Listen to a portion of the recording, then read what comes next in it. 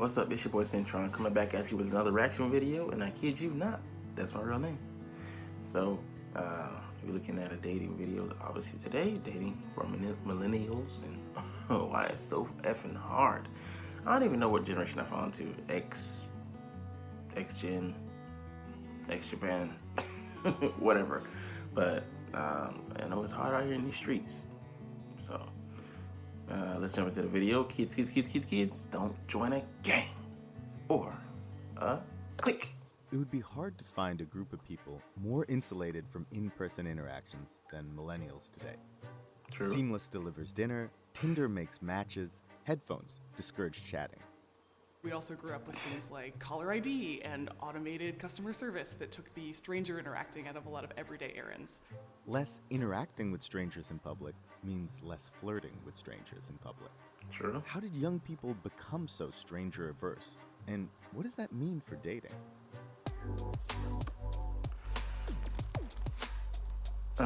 Yeah, ideal file. Pause. All right. Yeah, I mean, the invention of social media to go along with all the technology inventions that kind of, shield us off, shields up, as Vegeta says in Dragon Ball Z Fighters. But, we don't have to interact with, people that we normally would have on the daily, going about our day on the bus, shopping, in the public, sphere.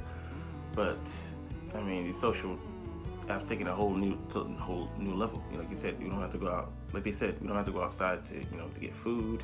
For the things that interactions that we had to do. We've taken the middleman and people out of the equation. It's isolationist. And like the less chance you have to practice do something. The less the less developed you become with that skill. And it erodes. You don't use it, you lose it. And why? I mean, and there's no incentive to interact with other people because it's becoming a lost art. Because why would you go out there and put yourself out there when you can date from the safety of your phone with you don't deal with rejection face to face. Why would you go out and get a meal when it's quicker to have it delivered to you and less more convenient for your schedule? You can keep doing what you're doing, watching that movie or whatever. You don't even have to go to the movies anymore. You can watch Netflix at home. So everything is available to us for the most part. Replacing those old habitats that we used to dwell in. So we become more and more isolationists. We're like our own country, independent countries, walking around connected to the world by this device that's supposed to give us all the information and make us more connected, but it just serves to push us further apart. That was a long introduction, but anyways, let's get back to the video. Quick! This is Ashley. She reports on trends in relationships and families, so she's interviewed a lot of people about their experiences dating. People who are pretty young, in their 30s, in their 20s, some of whom were in college. Technology has made the act of meeting people offline almost obsolete. With Tinder's estimated global user base at nearly 50 million, many people rely on apps as the primary way to date. Today's dating pool, I think, has a different skill set, being good at flirting in a way that translates to a text message. We can manage a lot through asynchronous communication. I can look at a text from you and I can really think about how I want to respond. I might pass my phone around to my friend group and have them weigh in on how they think I should respond. And there's a reason you never want to put your phone down. The apps are designed to be addictive, which makes it even harder to stop swiping once you're hooked. One thing that the founders of Tinder said about founding it was that they wanted it to feel like a game. They designed the app itself to feel like a deck of cards where you were flipping over one, then you kind of weigh in on it, approve of it, or discard it, then you could move on to the next one. And they wanted it to feel like something you could just do forever, kind of for fun, to entertain yourself. When more Pause. So yeah, there you have it. I mean, you hear about serial daters, like people who just, on to the next, and they're in love with the process, not, with using the process to find a person. I mean, that in itself says it all. There's so many people, like there's a quote-unquote limitless pool, like the description says. why would you ever feel like settling? I mean, yeah, feel like settling down and only feel like you're settling when you settle down. Some people have no incentive to stop swiping, you know, like, because there's always someone around the corner. The world has become, you know, so large, we've become so interconnected, but that damages, you know, old school dating slash prospects of, you know, people, you know, settling down, because why would you ever settle down when there's something potentially out there better? Hypergamy at its best. Hypergamy, you know, at its best. You know, there are people always looking for the next best thing, the next iPhone, and it's the same thing with dating. You know, we've commercialized it and, you know, boxed it into a package, you know, pretty little package that, you know, has the beautiful wrappings and, you know, tapestries, but inside it's an empty effing box. You get the next iPhone, you know, what's so special, what's so new about it? It's just a simple upgrade, you know, with one, you know, significant feature. It might be the camera that's upgraded, but really the contents of the system and things like that are running the same. Yeah, so yeah, it's, I mean, yeah, like, you know, like they were saying as well, it's taken, I mean, it's taken, you know, dating, you know, to the next level. We're not interpersonal anymore, you know, and a whole new sets of, you know, behaviors and things that don't apply to the real world, face to face. You know, you need a psychologist to break down a text nowadays. No, ew, no, thank you. Click. More people are finding dates from the comfort of their couch. The experience of dating becomes siloed from the rest of social life. I've heard people say sometimes they will have a good interaction or like kind of catch the eye of someone who's cute and then not say anything, just hope that they find them on the apps later when they're swiping. Whereas like I think in prior generations, people had much more of half an eye turned out toward finding potential mates, potential partners, potential dates, just kind of during everyday life.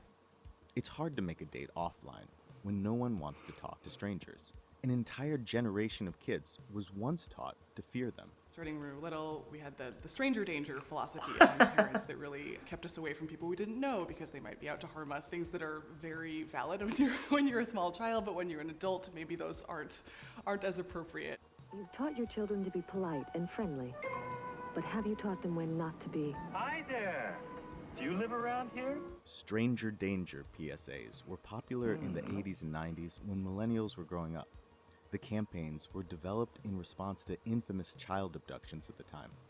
Even today, their impact lingers. When I've talked to young people about what happens when they get approached by people who want to flirt with them in a public space, is that they just sort of don't know what to do with that interaction. Ultimately, perhaps it's our priorities that have shifted, making the search for a mate less important.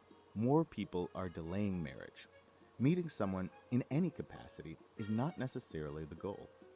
There's a fear of falling in love that young people come by honestly because they often have been given a message from the time they were this big. It's education first, it's performance first, it's achievement first, it's ambition first. I have to have all these sorts of boxes checked off before I can even imagine bringing another person into my life. So, what is Pause. And that's a fallacy that we fall into. Time is not infinite. The clock is ticking. And the 50s, I mean, the 50s are the new 30s and all this bullshit psychology, psychological message they want to implant in you to keep making money off of you, singles are more likely to be, consumers, like, or high-end consumers, or, more consumeristic with their dollars or yen or wherever you are. So yeah, they're gonna keep making money off of you, profiting off of you. And that's the system that they operate in. If it's not broke, don't fix it. Marriage, people are more, they're more conservative. But I mean, there's different markets, obviously. But like they're more focused on family-oriented things. To buy, on the larger scale.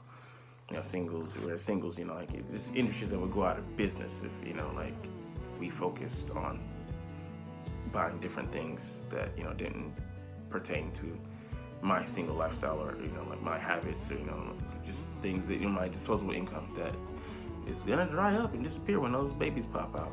Diapers, college hedge funds and 401ks and investments and stuff like that. They're gonna take away from my Jordans, my jacket, my other things, collection. I don't spend that much money on different stuff, so I wouldn't know. But yeah. Anyways, click. What is meant for love and partnership? For one, traditional social networks are broadening.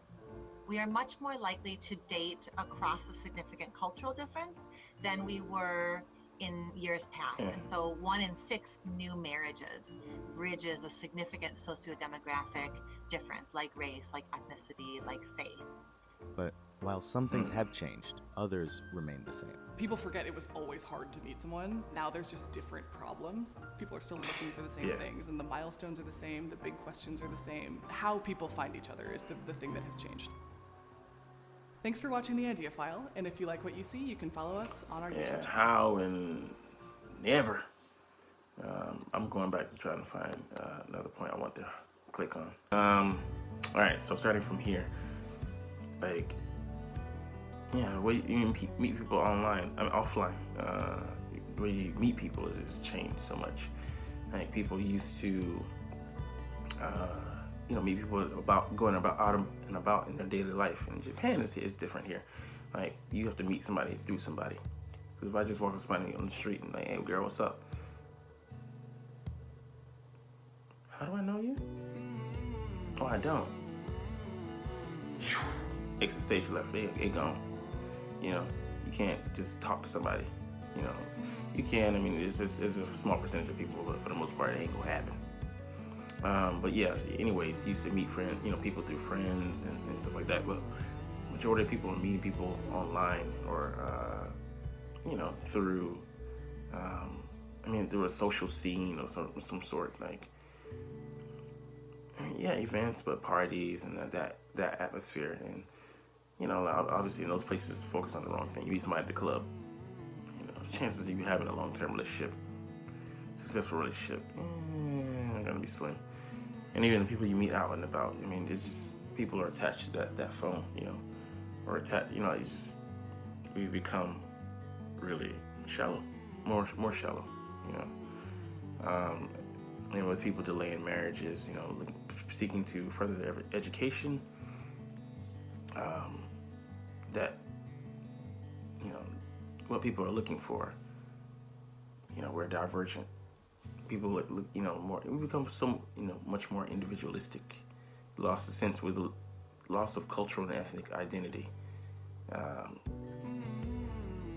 comes more selfishness, innate selfishness, focus on self, and then, society opened up with different norms and stuff like that.